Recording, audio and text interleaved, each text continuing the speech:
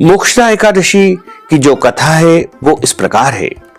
एक समय की बात है, गोकुल नगर पर वेखानस नाम के राजा राज्य किया करते थे।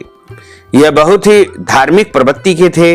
प्रजा भी सुख चैन से अपने दिन व्यतीत कर रही थी। राज्य में किसी भी प्रकार का कोई संकट नहीं था। एक दिन क्या हुआ कि राजा वेखानस अपने शयन कक्ष में आराम कर रहे थे। तभी क्या हुआ कि उन्होंने एक विचित्र स्वप्न देखा, जिसमें वे देख रहे हैं कि उनके पिता जो मृत्यु को प्राप्त हो चुके थे, वो नरक में बहुत कष्टों को झेल रहे हैं।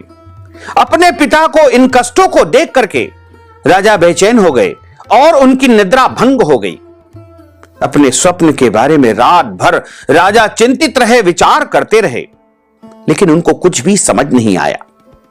प्रातः काल होते ही विद्वान ब्राह्मणों को बुलाने के लिए उन्होंने भेजा। ब्राह्मणों को आने पर राजा ने अपने स्वप्न की बात से उन्हें अवगत कराया। ब्राह्मणों को राजा के स्वप्न से यह तो आभास हुआ कि उनके पिता को मृत्यु पर्यंत कष्ट झेलने पड़ रहे हैं, लेकिन इनसे उनका मोक्ष कैसे हो सकता है, मुक्ति कैसे हो सकती है। इस बारे में कोई उपाय सुझाने में अपनी असमर्थता जताई। उन्होंने राजा वेखानस को सुझाव दिया कि आपकी इस शंका का समाधान पर्वत नामक मुनि ही कर सकते हैं। वह बहुत विद्वान और ज्ञानी तथा पहुंचे हुए मुनि हैं। अतः आप अतिशीघ्र उनके पास जाकर के इसका उद्धार करने का कोई उपाय पूछे। अब राजा वेखानस ने वैसा ही किया और अपनी शंका को लेकर के पर्वत मुनि के आश्रम में पहुंच गए। मुनि ने राजा के स्वप्न की बात सुनी तो वह भी एक बार तो अनिष्ट के डर से चिंतित हुए। फिर उन्होंने अपनी योग दृष्टि से राजा के पिता को देखा। वे सचमुच नरक की पीड़ाओं को झेल रहे थे। उन्हें इसका कारण भी ज्ञात हो गया।